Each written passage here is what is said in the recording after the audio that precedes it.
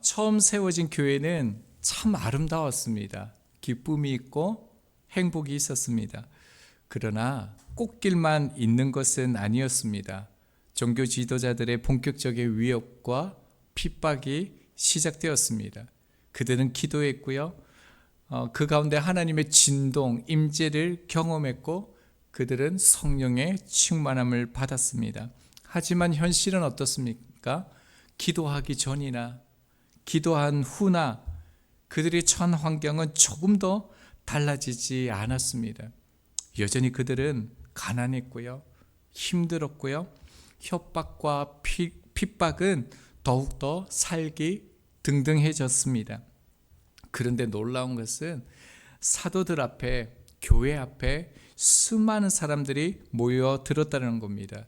2장에서 3,000명이 회심했죠. 그리고 3장에서도 5,000명, 8,000명 이상 되는 사람들이 몰려오게 되었습니다. 그리고 성경은 이때의 교회의 모습이 어떠했는지 자세하게 설명하면서 우리 가운데 보여줍니다. 32절 말씀입니다.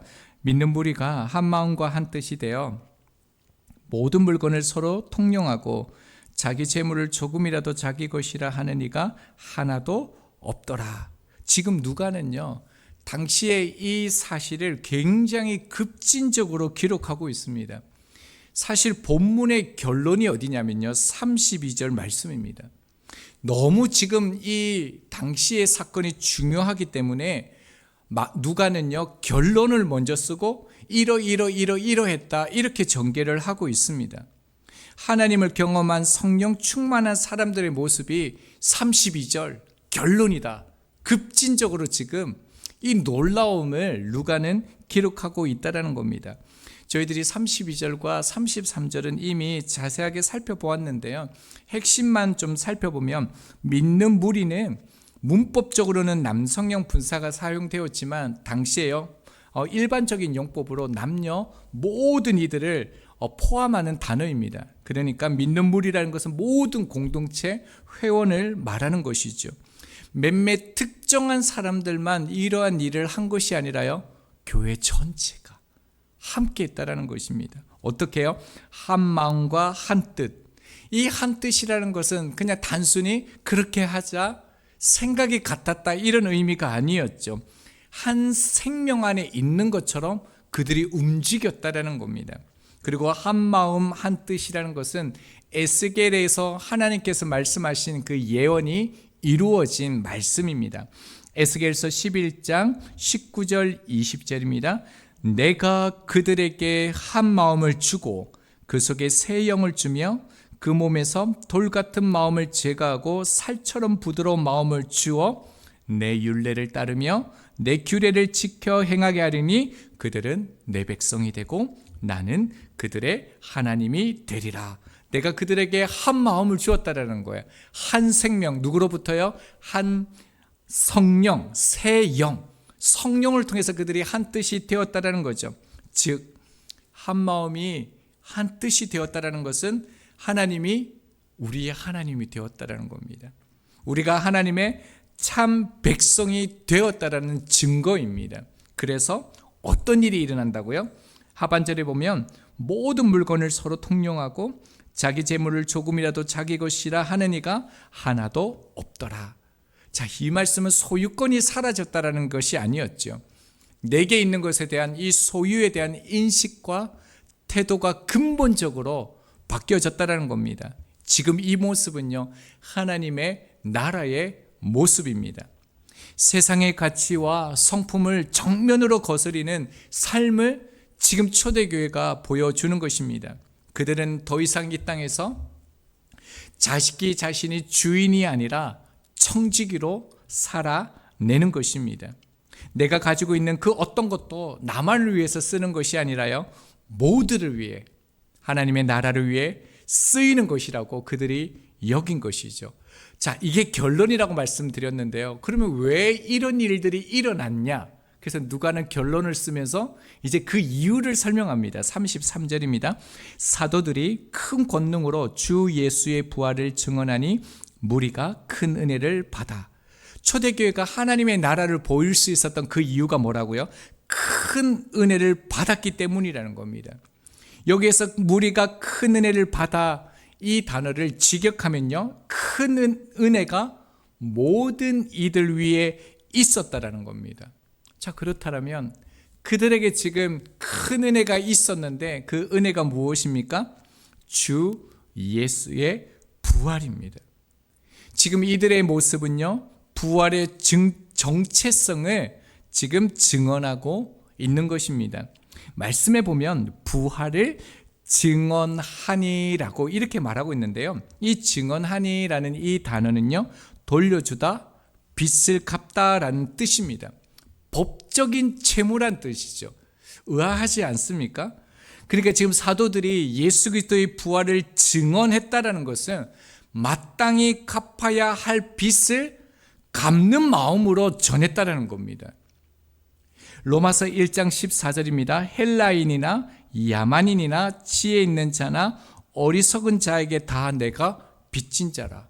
바울도 왜요? 모든 이들에게 빚진 자라고 이렇게 말했을까요?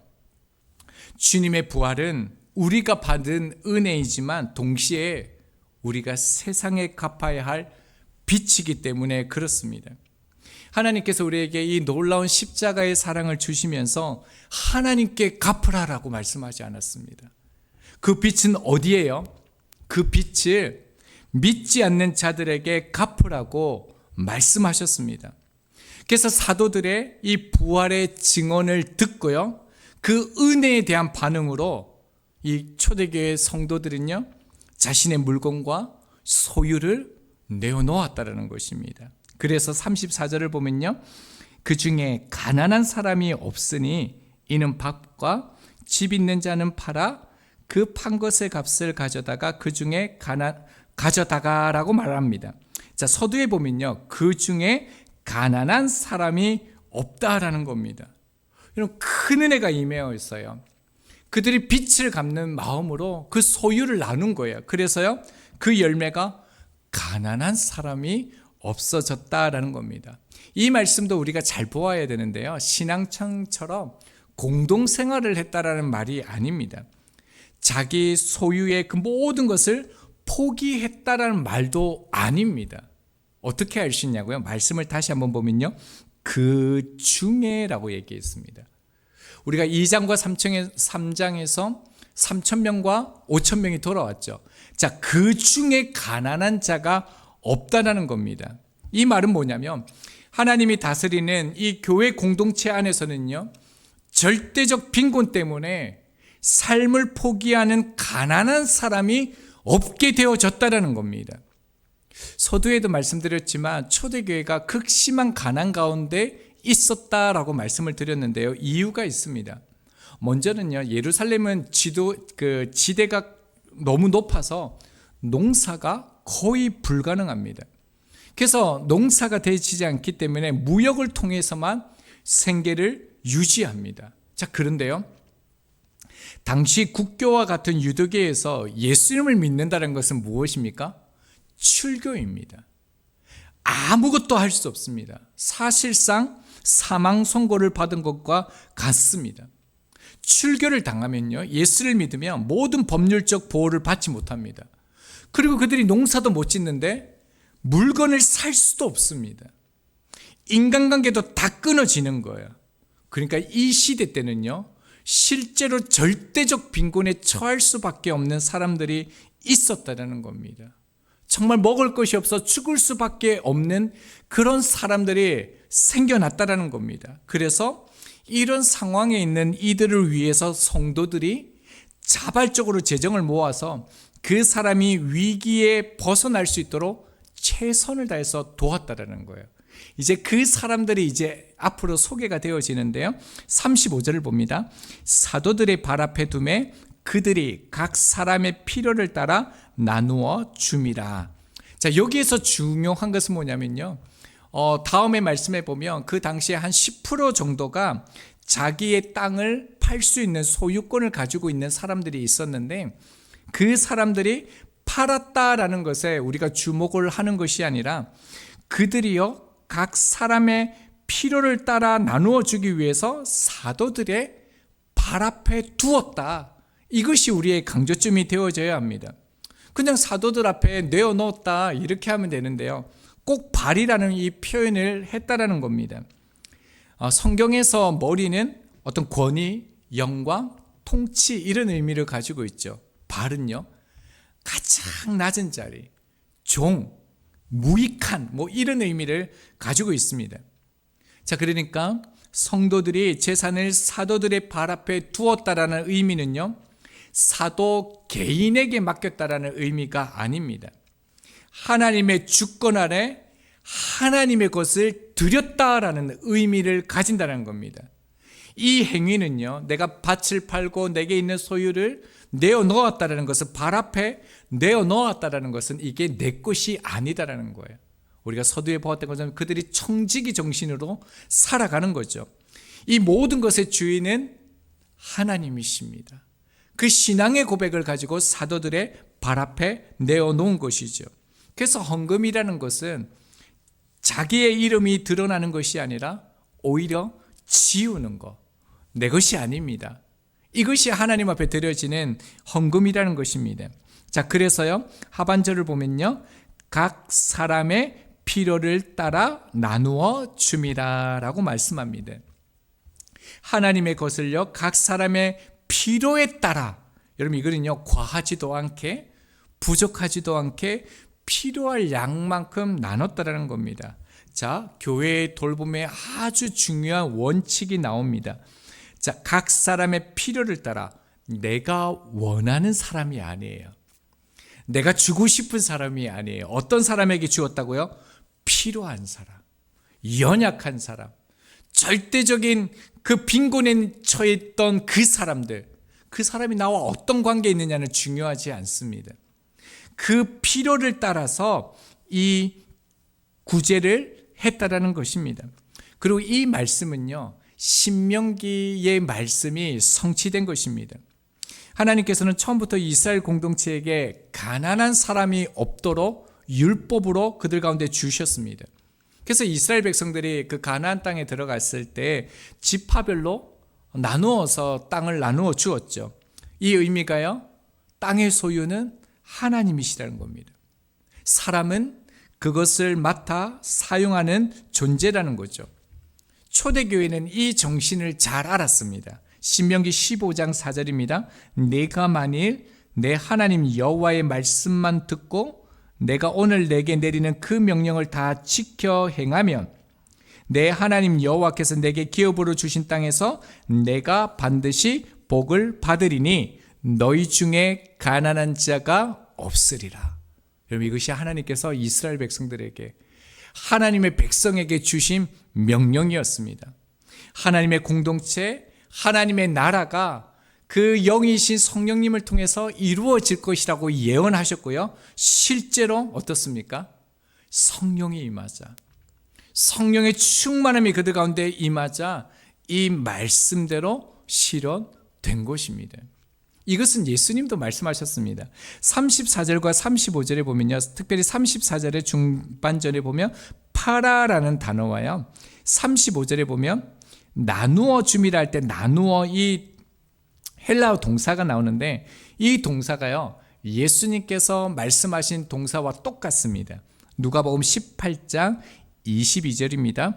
예수께서 이 말을 들으시고 이르시되 내게 아직도 한 가지 부족한 것이 있으니 내게 있는 것을 다 팔아 가난한 자들에게 나눠주라. 그리하면 하늘에서 내게 보화가 있으리니 그리고 와서 나를 따르라 하시니, 여기에서 예수님께서 말씀하신 팔아, 나누어 주다, 이 동사가요, 오늘 본문의 그 동사와 똑같은 동사입니다. 여러분, 예수님께서 부자에게 하신 말씀이죠.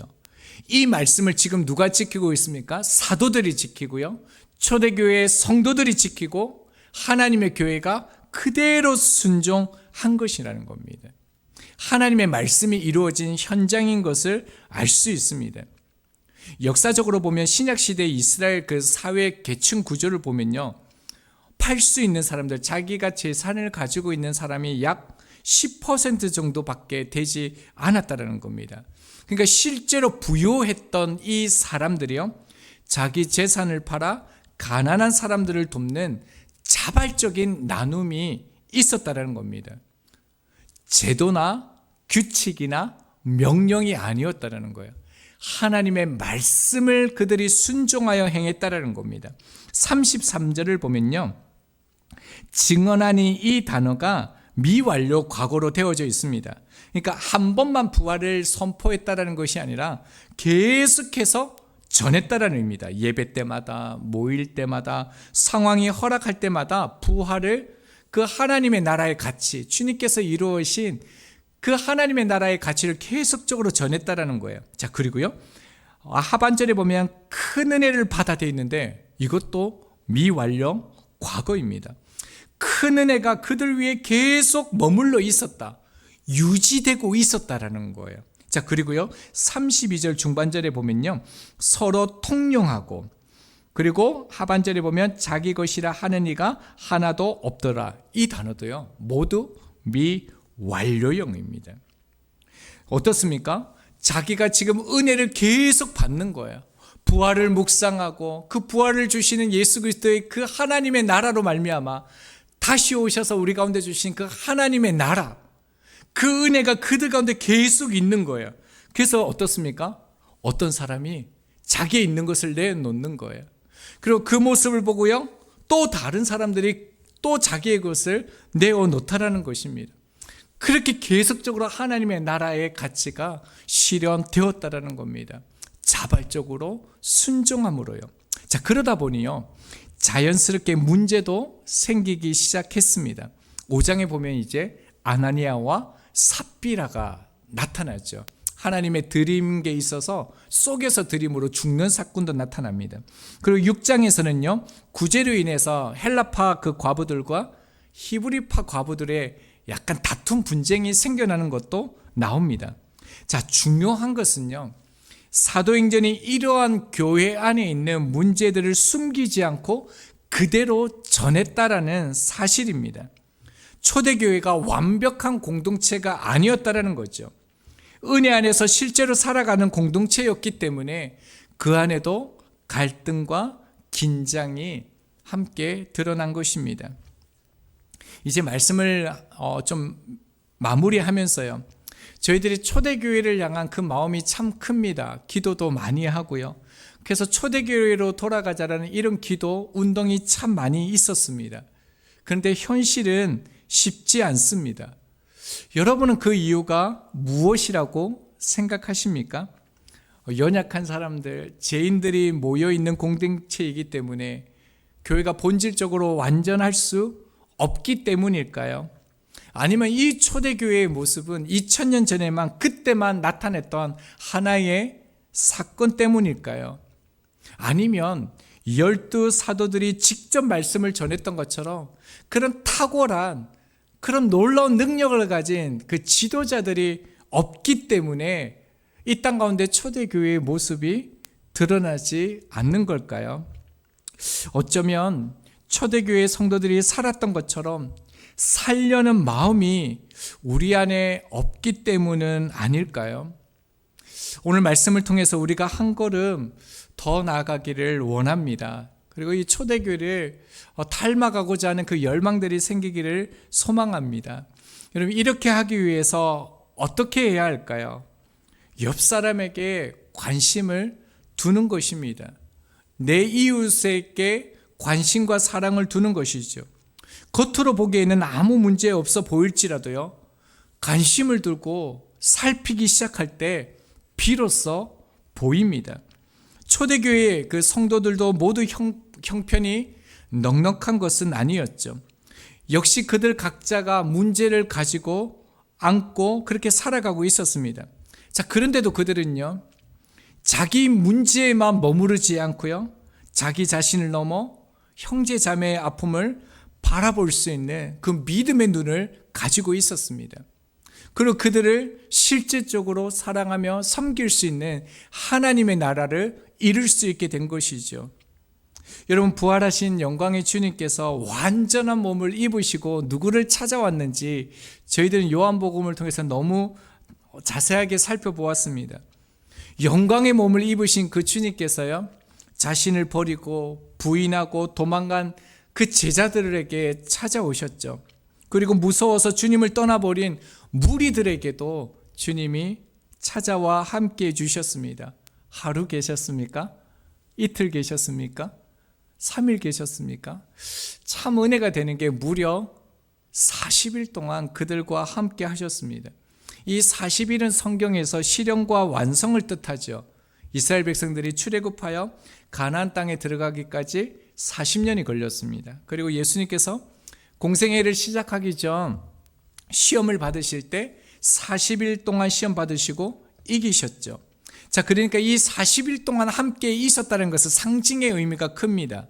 무엇이냐면요, 이 연약한 제자들, 자신을 버리고 부인했던 이 제자들이 완전히 회복되어지고 다시 설 수 있을 때까지 영광스러운 주님께서 그들과 함께 계셔 주셨다는 겁니다. 이 땅에 오실 때도 하나님의 영광을 버리고 주님께서 성육신 하셨죠. 그런데요, 십자가를 지시고 죽으시고 부활하시고 난 후 그렇게 영광스러운 모습이 된 후에도요, 이 연약한 인간들을 위해서 그 영광을 내려놓으셨다는 것입니다. 이것이 부활하신 주님의 방식이었죠. 그렇게 주님은 그 제자들과 무리들과 40일 동안 함께 하셨습니다. 그 결과요, 사도들이 온전히 변화되었습니다. 완전히 새롭게 되었습니다.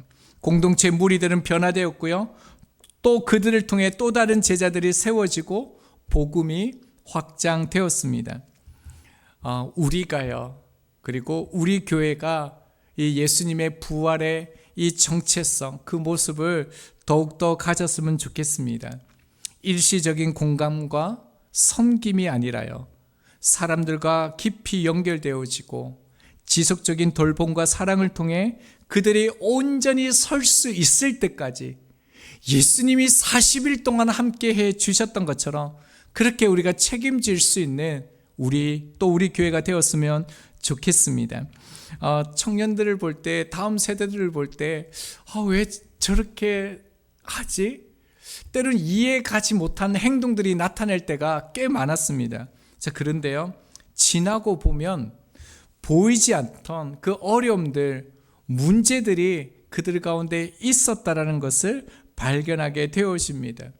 우리가 좀 더 함께하는 이들에게 우리가 좀 더 깊은 관심을 가지고 그들을 향할 때 그들 안에 있는 숨겨져 있는 그 어려움들, 문제들을 하나님께서 보게 하실 것이고요, 또 우리를 통해 그들을 온전한 또 하나님의 사람으로 세워 갈 것입니다. 주님의 부활은 우리가 세상에 갚아야 할 빚입니다. 우리의 하나됨은 지금도 아름답지만 그러나 충분하지는 않습니다. 십자가와 부활을 더 깊이 묵상하고요, 그 큰 은혜 안에 저희들도 계속적으로 미완료, 계속적으로 머물러서 초대교회 같은 생명력 있는 공동체를 세워갈 수 있는 우리들이 될 수 있기를, 우리 교회가 되어질 수 있기를 간절히 기도합니다. 우리 본문 33절 한 절 말씀 읽고 찬양하며 기도하겠습니다.